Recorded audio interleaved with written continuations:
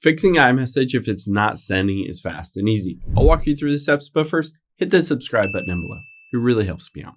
Thanks, guys. Now, first head into your settings, scroll down to the bottom, tap on Apps. Scroll down until you find Messages and tap on that.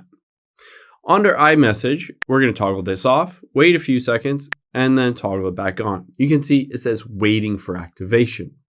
After it does activate, you're going to tap on Send and Receive and make sure both a phone number as well as an email address are selected here. Basically, that is a backup.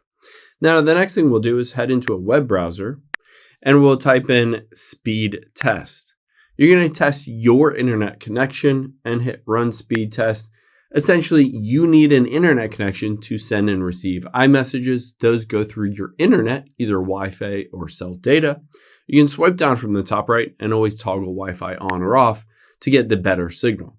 If neither of those work, let's go back into your settings here, go all the way back to the very beginning, and we'll tap on General, scroll down, tap on Transfer or Reset, tap on Reset, and hit Reset Network Settings.